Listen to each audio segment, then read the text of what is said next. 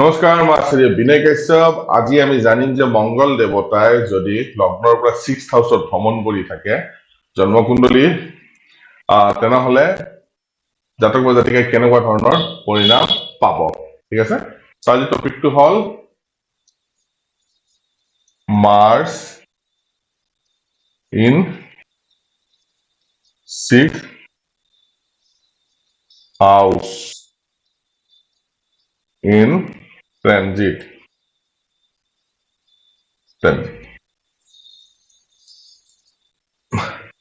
চাওক, আমি আলোচনা কৰি আছো যে মংগল দেৱতা এটা ৰাশিত প্ৰায় 45 দিন থাকে।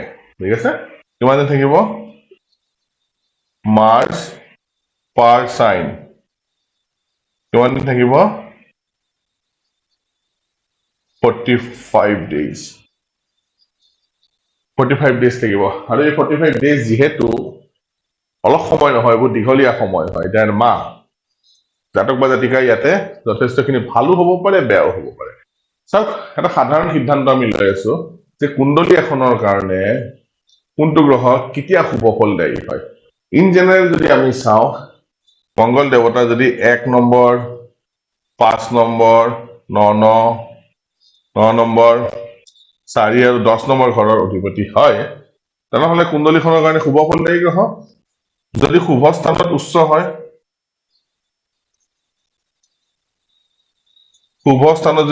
হয়, তেনেহলে শুভ ফলদায়ী গ্ৰহ হব। আৰু যদি শুভ স্থানত শুভ গ্ৰহৰ লগত জুতি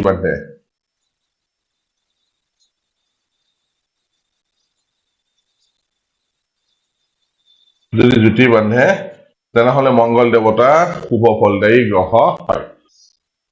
ক্ষমা কৰিব। আৰু মংগল দেৱতা এতিয়া অশুভ ফলদায়ী হয় যেতিয়া 6, 8, 12 ভাৱৰ অধিপতি হয়, নিজ হয় বা অশুভ গ্ৰহৰ লগত যদি জুতি বান্ধে।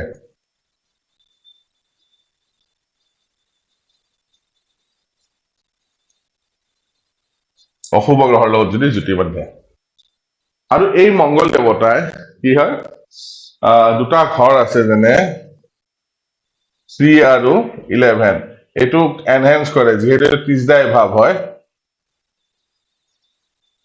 যিকোনো বস্তু এনহেন্স কৰে। মংগল দেৱতা যদি শুভ ফলদায়ী হয়, তাৰপিছত যদি শুভ জেগাত যদি ট্ৰানজিট কৰে, তেনেহলেও এনহেন্স কৰিব 3rd হাউচৰ অধিপতি বা 11th হাউচৰ অধিপতি হিচাপে। বা দুস্থানত যদি যায়, বেয়া স্থানত যদি যায়, তেনেহলে 3rd হাউচ আৰু 11th হাউচ যিহেতু ত্ৰিশদায়ী ভাৱে বৃদ্ধিৰ ঘৰ হয়, ইয়াতে কি কৰিব, তেওঁ বৃদ্ধি অধিপতি হলে তাত বেয়াটো বৃদ্ধি কৰা দেখা পোৱা যায়। চাওক, এটা ৰাশি আমি জানো যে 45 দিন সময় থাকে। আৰু আমি যিহেতু লগ্নৰ পৰা ট্ৰানজিট চাই আছো, সেইকাৰণে লগ্ন সদায় 1st হাউচ হব। লগ্ন অলৱেজ 1st হাউচ, লগ্ন অলৱেজ 1st হাউচ হব। সেইটো বস্তু মনত ৰাখিব। ঠিক আছে, উদাহৰণ কুণ্ডলীত আমি মেষ লগ্ন লৈ আছো।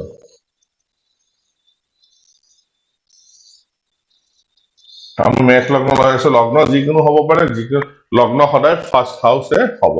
ঠিক আছে, তো আজি মংগল দেৱতা ক'ত ভ্ৰমণ কৰি থাকিব? 6th হাউচত। যদি ভ্ৰমণ কৰি থাকে, কেনেকুৱা ৰিজাল্ট দিব? চাওক, মংগল দেৱতা যদি লগ্নৰ পৰা 5th হাউচত ভ্ৰমণ কৰে ডিউৰিং ট্ৰানজিট, কি হব? ঘৰৰ পৰা দূৰত থাকিবলগীয়া হ'ব পাৰে। কিহৰ কাৰণে? ব্যৱসায় বাণিজ্যৰ কাৰণে। সাকসেস পাব, কিন্তু যথেষ্টখিনি ষ্ট্ৰাগল আহাৰ পিছত, কষ্টৰ বিনিময়ত জাতক বা জাতিকাই ইয়াতে ষ্ট্ৰাগল পায়। ঘুষখোৰ হয় জাতক বা জাতিকা, ঘুষ খোৱা সম্ভাৱনা থাকে এই 45 ডেজত। আৰু স্পাউচৰ তালমিল খুব ভাল বহে। ঠিক আছে, যদি মংগল দেৱতা লগ্নৰ পৰা 6th হাউচত ভ্ৰমণ কৰি শুভ হয়, যদি ভ্ৰমণ কৰে। আৰু সেই মংগল দেৱতাই যদি অশুভ হয় ভ্ৰমণ কৰে, যেনে 6, 12 অধিপতি হয়, নিজ হয়, অশুভ গ্ৰহৰ লগত যদি জুতি বান্ধি থাকে, তেনেহলে সেই মংগল দেৱতাই কেনেকুৱা ধৰণৰ ৰিজাল্ট দিয়ে? Criminal cases, unwanted criminal cases আহে। ঠিক আছে, আননেচেচাৰী কাজিয়া, খৰচ আদি বৃদ্ধি হয় জাতক বা জাতিকাৰ যেতিয়া মংগল দেৱতা 6th হাউচত ভ্ৰমণ কৰিব লগ্নৰ পৰা ঠিক আছে কানুনী যিবিলাক কাম হ'ব চৰকাৰী যিটো কাম হ'ব সেইবিলাকত হাৰাৰ সম্ভাৱনা থাকে ঠিক আছে ধাৰ বাঢ়িব জাতক বা জাতিকাৰ পাইলছৰ প্ৰব্লেম আহে তেনে জাতক বা জাতিকাৰ আৰু ট্ৰেন্সফাৰ হয় নিজে নিবিচাৰা জেগাত ট্ৰেন্সফাৰ হোৱা দেখা পোৱা যায় যদি মংগল দেৱতা লগ্নৰ পৰা 6th হাউচত ভ্ৰমণ কৰি থাকে প্ৰব্লেম আহে জীৱনটো এই 45 দিনত ডিমোশন হয় চাকৰিৰ ডিমোশন হোৱা দেখা পোৱা যায় আৰু যিবিলাক বছ আছে যে যিবিলাক অধিকাৰী আছে উচ্চ অধিকাৰী আছে তেওঁলোকৰ লগত মতৰ বিৰোধ ঘটে ঠিক আছে মংগল যেহেতু সেপাৰেটিভ টেন্ডেন্সি থকা ক্ৰুৰ প্লেনেট হয় মংগল দেৱতা ইয়াতে 6th হাউচত এটা নিগেটিভ ৰিজাল্ট দিয়ে কেতিয়া যদি নিগেটিভ ভাৱৰ অধিপতি হয় লগ্নৰ পৰা ভ্ৰমণ কৰে যেহেতু 6 নম্বৰ হাউচটো দুস্থান হয় ইয়াতে অলপ মংগলৰ নিগেটিভিটি থাকে আৰু মংগল দেৱতা যেহেতু 6th হাউচৰ কাৰক প্লেনেট হয় ইয়াতে মংগলে নিজৰ মতে কিছুমান কাম কৰিব বিচাৰে যাৰ কাৰণে